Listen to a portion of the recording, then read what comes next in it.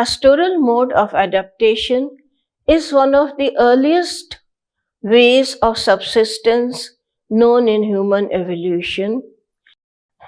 When human beings became Homo sapiens, initially they were only acquiring whatever was ready-made from the environment, which was known as foraging. At that point of time, which covers almost the entire span of our existence as Homo sapiens, hunting of wild animals was the predominant way of getting animal products. But a pastoral mode depends upon the knowledge of animal husbandry. So, somewhere along the path of evolution, humans started to adopt and rear the wild animals, creating herds of animals which were linked to their habitats. So, these animals were not wild, they were bred in captivity or semi captivity. They were cared for, fed, and looked after by these pastoral people who are defined as pastoral on the basis not only of the domestication of animals but also because their way of life, the human way of life, the way of life of these particular communities was adapted to the needs of the animals. This is a very important dimension of definition of pastoral economy, because as we know, modern farming is also domesticates animals. But that level of technology and the nature of the relationship to the animals is only as resource. As we know, they are bred and used in a very mechanical kind of a way. But in a pastoral economy, the animals are part of the human society. In fact, they are the more important part of human society than even the humans.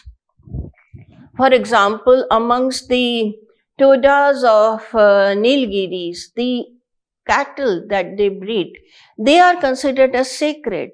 The place where they keep the animals, the cattle sheds, are their temples. So we see that the animals are not only part of society, they are often part of the sacred complex, and they kind of dictate the way the humans are going to live. And pastoral adaptation is common in arid and semi-arid regions, and the emphasis is on the requirements of the animals, that is, there should be plenty of water and fodder and conducive climate. The kind of climate that is going to make the animals comfortable. And for this reason, sometimes and quite often in fact, the pastoral people are either nomadic or transhumant. Also, the kind of species that is domesticated depends upon the nature of the habitat. Some habitats are conducive to the domestication of smaller species, like all along the Himalayan mountain ranges, we have sheep and goat breeders. Communities like the Bhotiyas, the Gaddis, the Bakarwals, they are dependent upon sheep and goat breeding and all associated economic activities that are related to these animals. For example, all these communities deal with wool and all the products that can be made out of wool. For example, carpets, clothes, sweaters, and even the wool itself. And they also sell the wool. But very rarely are pastoral economists or pastoral people dependent upon the meat of the animals. They don't eat the animals that they rear, because as I have already explained, these are part of their own society. They are often considered sacred. And although the bakarwals and the bhotias eat meat sometimes, but they procure the animal from outside. They don't kill anybody in their herd. Now, as we have seen these Himalayan pastoral economies, the mountain habitat is generally conducive to the domestication of small animals. But if we look into the desert lands, entire Middle East, and also in our country, Rajasthan, we have, or and Gujarat, the whole entire Kutch area, the desert area is very adaptable to domestication of the animals that are specific to this particular habitat, that is the camel and also horses.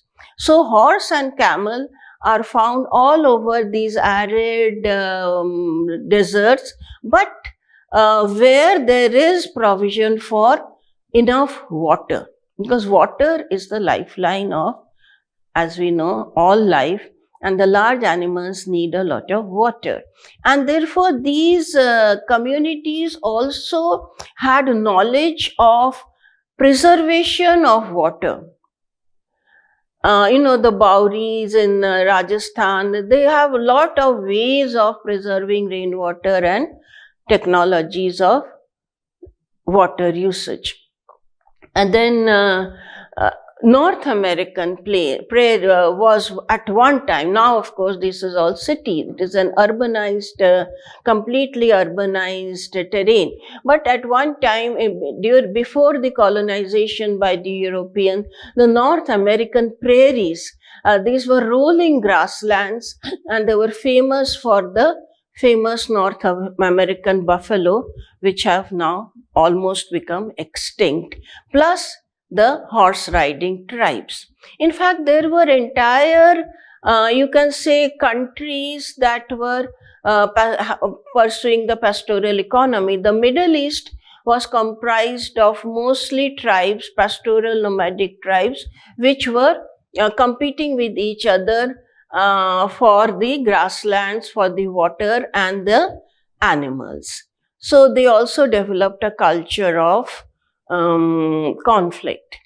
Again, the Mongols and the Huns of medieval times, they were domesticating horses, and horses provided mobility. Unlike the settled cultivators who were not mobile, many of these pastoral nomads who were domesticating large animals which could be used for locomotion, especially horses and camels, they could move long distances and they could also attack and raid. So they also became quite predatory. And if you look into history, you will note that the Mongols and Huns were highly predatory cultures which constantly raided and engaged in warfare. Those who know something about Indian history would know about Genghis Khan and Timur Lenk, who were from these communities, who came all the way from the Central India, Central Asian plateaus to India to loot and raid.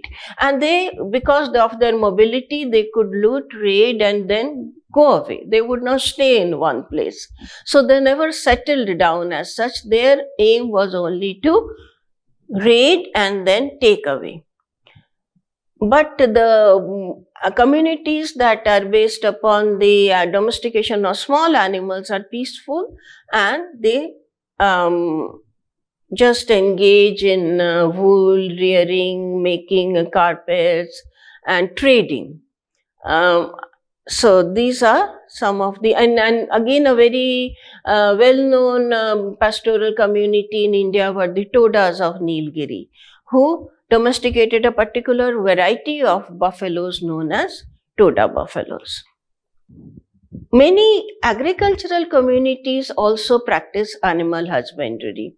That is where we know also that all over northwest India there is the there's buffalo, domestication of buffalo plays a very important role in the economy of the agriculturalist in that region. And buffalo milk is a very common product which is sold and also consumed all over northern and northwestern Indian. But they cannot be called pastoral economies because their main subsistence is agriculture, and they are settled in the sense that their way of life is around agriculture rather than around the animals. The animals are domesticated, they are tied down at home, they are not left. Like if you look at the Todas or the Middle Eastern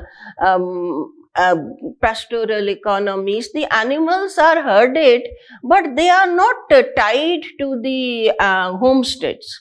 They are kept in their pens and in their areas where they graze, and they are much in terms of demography, the number of animals far outnumbers the number of humans who take care of them. Like amongst the Bhotiyas, a family household can own up to several hundreds of animals, whereas the family number of family members would not be more than 10 or 8 or something like that, like a normal household. But the number of animals far outnumbers the number of humans. And that is also one of the reasons that we call them pastoral, because that is where their life is centered. Now, a pastoral economy does not produce any consumable grain, what we call as carbohydrates, what are very important for consumption, human consumption, the staple grains like rice, wheat, etc. That is not part of the pastoral economy. So where do they get it? Because they don't normally, none of the pastoral people eat the animals. They just rear them and use their various products, but they are not part of the food. So for food, they need to do trade, or they can have a mixed economy. And that is why we have included the concept of shifting cultivation or horticulture also in this particular lecture, because many times in a mixed economy, pastoral and horticulture go together. But this is only possible where where the habitat permits it. Like for example, in the East African cattle belt, in where you have this kind of mixed economy practiced by the tribes there, like the Tiv, the Nuers, the Dinkas and others, the Ashanti. But in India, we do not have any such mixed economy practicing pastoral community. All of them depend on trade and exchange with other communities for their staple requirements of food. Now, aesthetically and religiously also, the pastoral communities are, their cognitive world, their cognitive map is centered around their animals. Like amongst the Nuers, who are a very well described cattle rearing community of Africa, it was described and it was told by Vance Pritchard, who studied them, that even their colors, their aesthetics, like if a Nuer is talking about beauty, he will talk of beauty in terms of the beauty of animals. When they are describing colors, they will talk about colors in the shades of the animals. Now, for example, time. Now, in my own work on the Bhotiyas of Upper Himalayas, I found that their entire year is divided according to the movement of their animals. So the 4 parts of the year depend upon when the animals are going up, when the animals are coming down, when the animals are going into the lower pastures, when the animals are coming up into the village again. And like that, when it is time to shear the animals, in that sense, and even the day is likewise divided according to the movement of the animals, when it is time to milk the animals, when it is time for them to go grazing, when it is time for them to come back.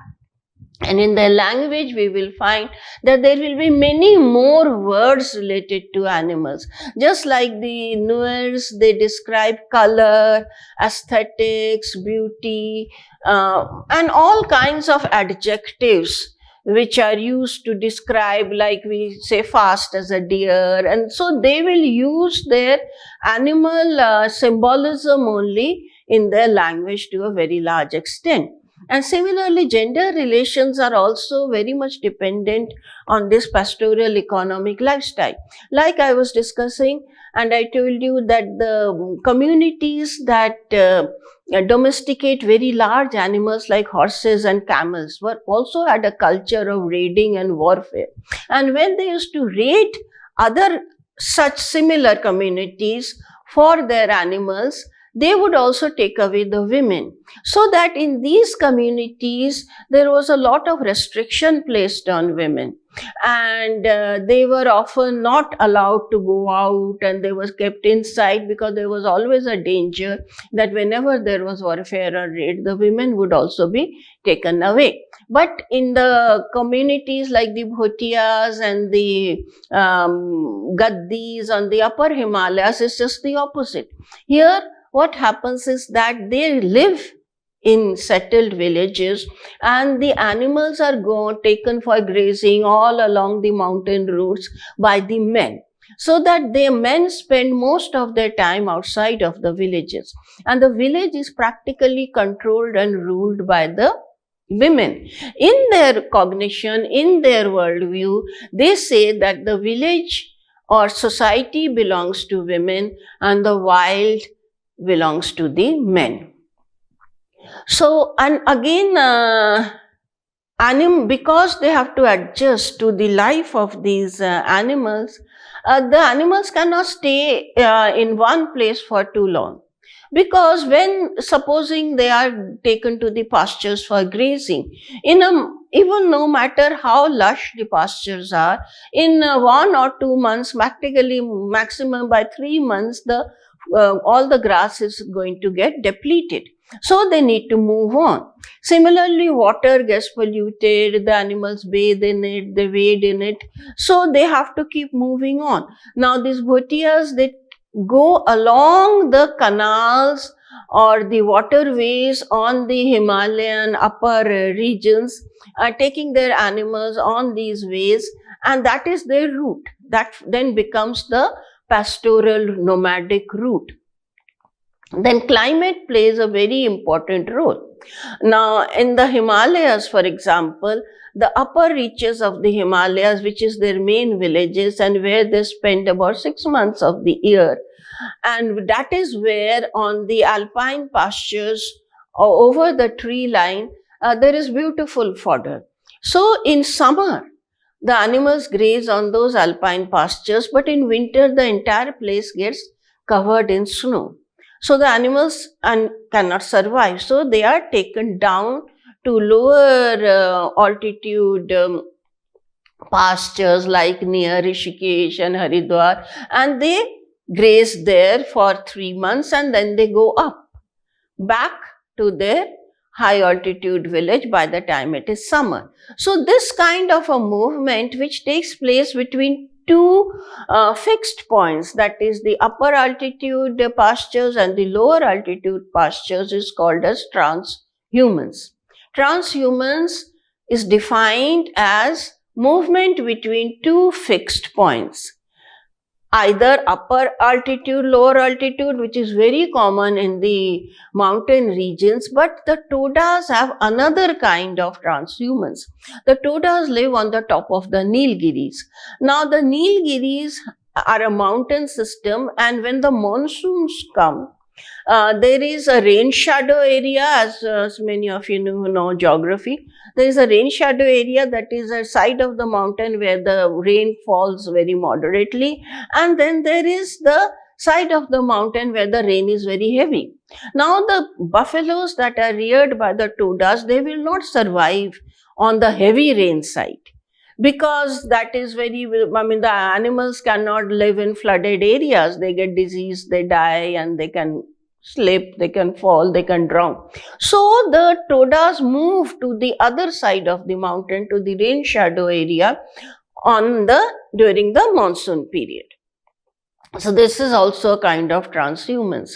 But nomadism is like the camel herders, the horse breeders. They are nomadic because they have a large area. Like the North American plains was an entire grassland, rolling prairies they were called, and they would move from point to point, not going beyond a region, because each community or each tribe, whatever we want to call them, has its area of jurisdiction, that these are the area into which we can move. But within that area, they can move any way they like, and that is we call as a nomadic way of life. So either the pastorals are nomadic or they are transhuman, but they cannot settle in one place. At least the animals cannot settle. So there can be again two kinds of communities. The smaller ones, like the Bakarwals, for example, they move as a community. The entire village moves, and they move in tents. So they live in tents, and they park their tents in different places according to the needs of the animals. Whereas some others, like the Bhotiyas and the Todas, they have their settled villages, permanent villages, and only some people, always the men, who take the animals and move. So the women and children and some men, they remain back in the village, and the village life is controlled by them. And the village life moves parallel to the life of the nomadic tribesmen. The pastoral and also people cannot live, they cannot have a very high or dense populations, because they have to compete with the needs of the food needs of the animals. And what is food for the animals is not food for the humans.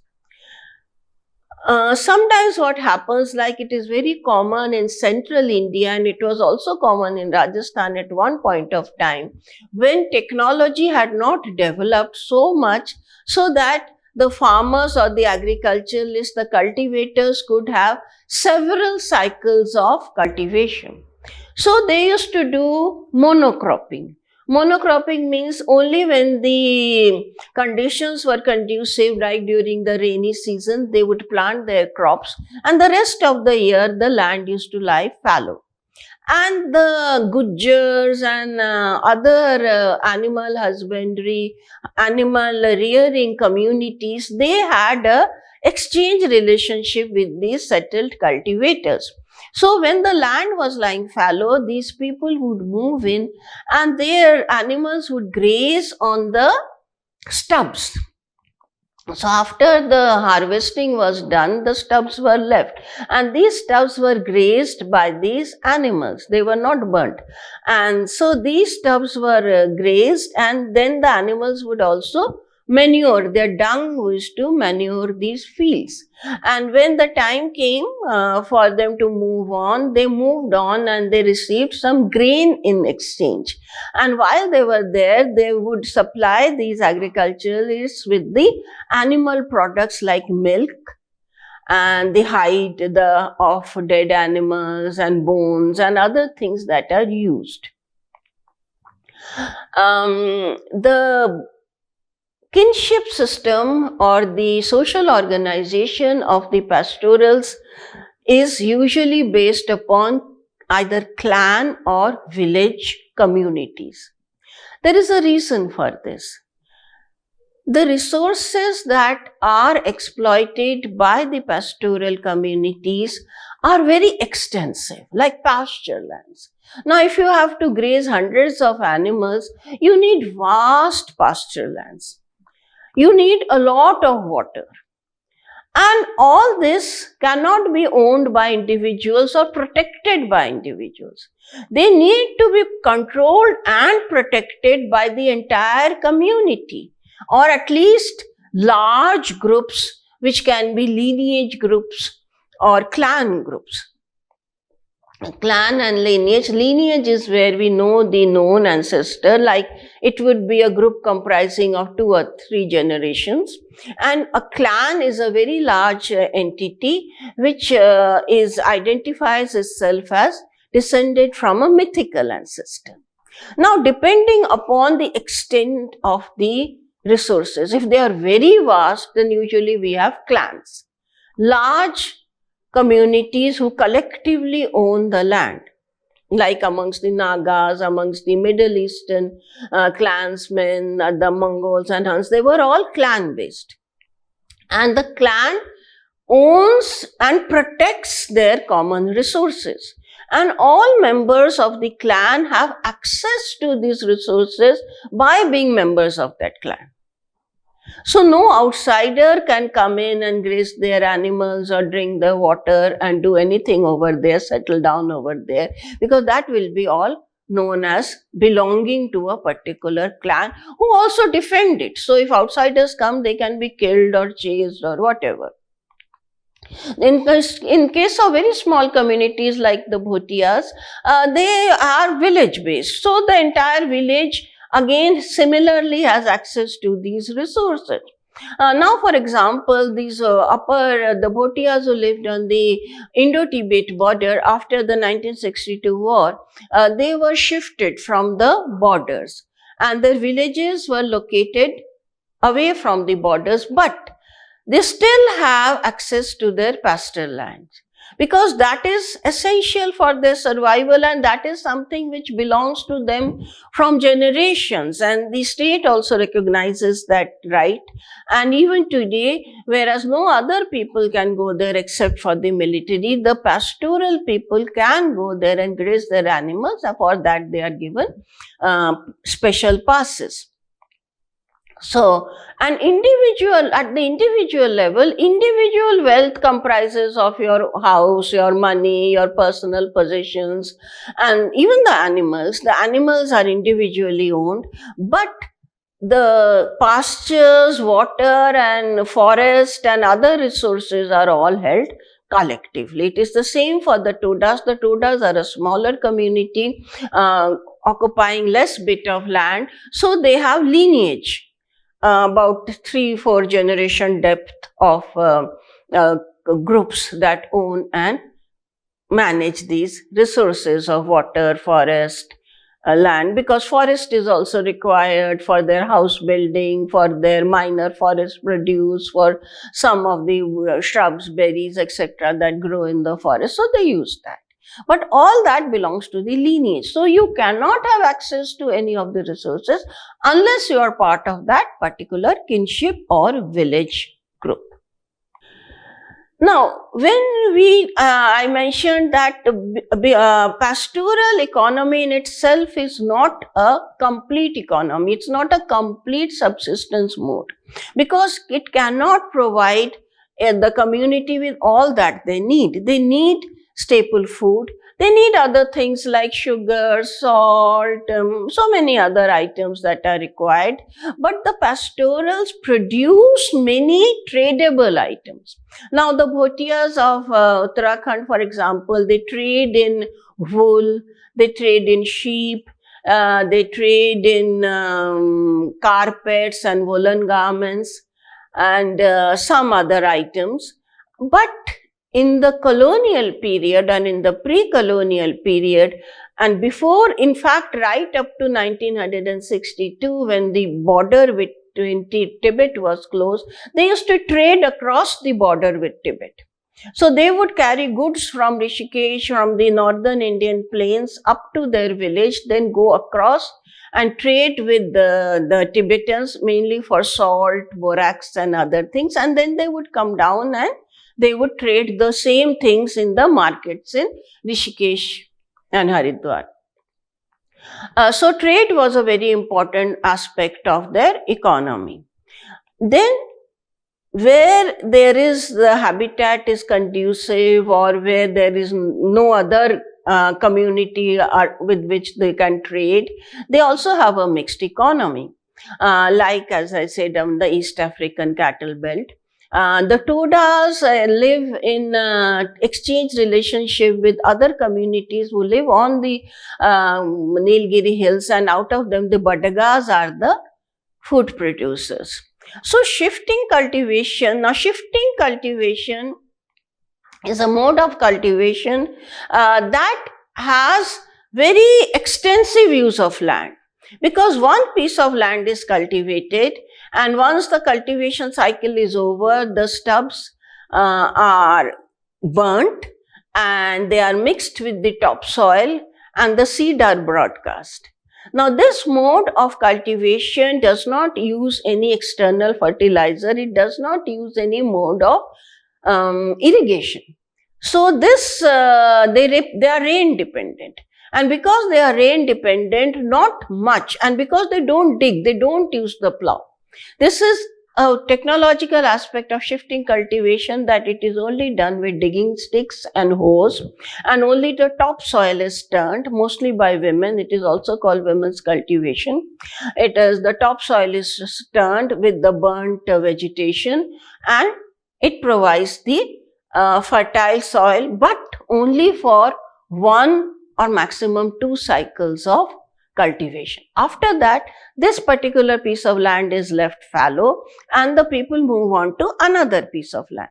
Now, if the rainfall is sparse or it is an arid area, the fallow years will increase, so they can increase up to 10 years, which means that one piece of land is cultivated and 9 pieces of land are lying fallow, which means a very large area is lying fallow.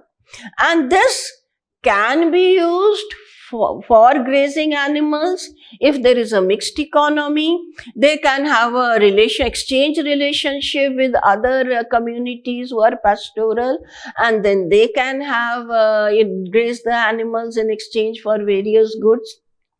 So that shifting cultivation is possible with pastoral economy, and most of the time it takes place with some degree of animal husbandry, but not with pastoral economy. Now, whole of northeast of India, shifting cultivation is the primary mode of cultivation, and they depend on natural rainfall, but they only have domestication of pigs and fowl and small animals which are eaten. They're mostly for food, but animals are not domesticated as in the pastoral economies. And politically, the lineage-based organization is very compatible with both modes of cultivation, because even in shifting cultivation, there is extensive use of land. When all that land is lying fallow, it is just open for anybody to come and settle there, which means, like, I'm talking of several miles or 10, 20 miles of land that is lying fallow. So anybody can come and settle there because it appears to be abandoned, but it is not, because it is left to be used later. So here also you have the clan, lineage or village-based ownership. So these resources of the land in shifting cultivation is of necessity owned by the entire community, because the entire community needs to protect that land. And usually that protection may also need a culture of warfare or conflict, like among the Naga tribes in the colonial and pre-colonial era. There was a lot of culture of conflict because they were constantly protecting their land, and they had the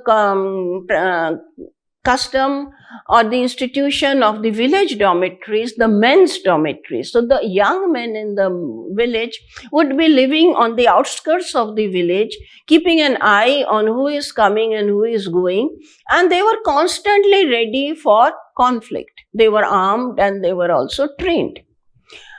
So protection of these extensive resources is a very important part of shifting cultivation. And because of their movement and because of this community ownership of land, both shifting cultivation and pastoral economies are incompatible with the centralized state.